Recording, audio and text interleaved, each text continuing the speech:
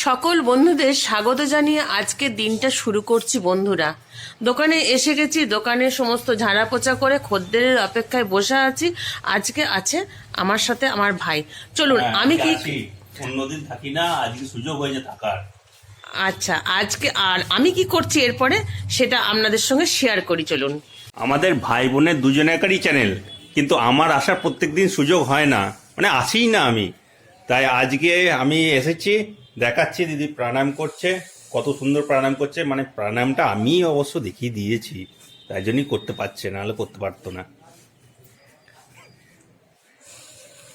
তুই আর কিছু বলবি তো বল।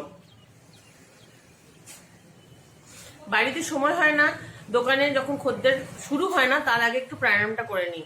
ও আমাকে শিখিয়েছে, দেখুন কেমন কথা। যাই হোক, চলুন, যার কৃতিত্ব সে নেয়। চলুন, দিনটাকে শুরু করে ফেলেছি আপনাদের সাথে নিয়ে। বন্ধুরা, খাওয়া দাওয়া সেরে যাচ্ছি ব্যাংকে। খাবার খেয়ে, মানে ভাত খেয়ে যাবার কথা বললো ভাই, তাই খেয়ে যাচ্ছি। আর আজকে খাবারে ছিল, মানে ভাতের সঙ্গে ছিল মাছ দিয়ে, ফুলকপি দিয়ে, আলু দিয়ে ঝোল আর সজনে ফুলের ঝালদা। চলুন ব্যাংকের অ্যাকাউন্টটা খুলে আসি, তারপরে যাব দোকানে। বন্ধুরা, একটা ব্যাংক থেকে ঘুরে এলাম, সেখানে হলো না, কারণ জয়েন্ট অ্যাকাউন্ট থাকলে সেখানে সিঙ্গেল অ্যাকাউন্ট খোলা যায় না। তার জন্য আবার এসে বসে আছি এই ব্যাংকে।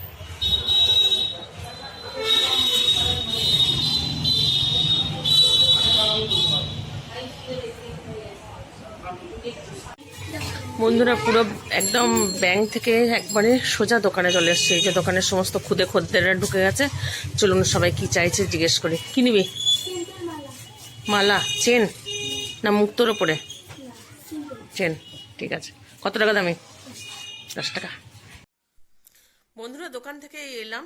দোকানে টিফিন করতে সময় পাইনি বা খেতে পারিনি, কারণ ভীষণ পেটে লাগছিল।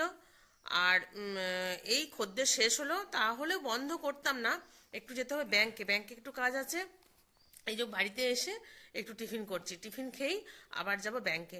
চলুন টিফিনটা করে নিই। বেজে গেছে 12টা বাজতে 5।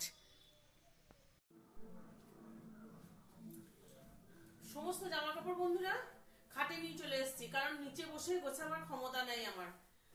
আপনারা জানেন, আমি অনেকবার বলেছি। দাঁড়ান, লাইটটা পড়ছে, ক্যামেরাটা ঠিক করি।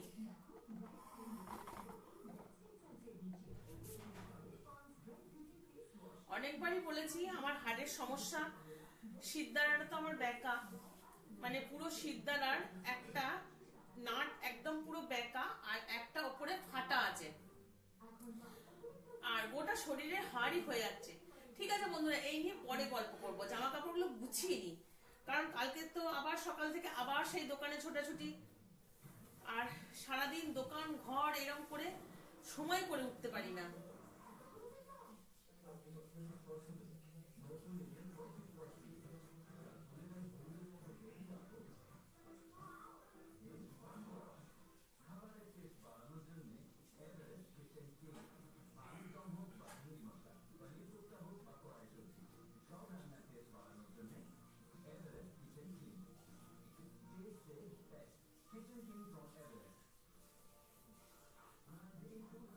এইগুলো গুছিয়ে রেখে আগে গুছিয়ে নেবো, তারপর আবার সেই জায়গায় জায়গায় রাখা। আপনারা সবই জানেন আমি কি করি না করি, তবু যেহেতু করছি আবার সেই জন্য আবার বলা।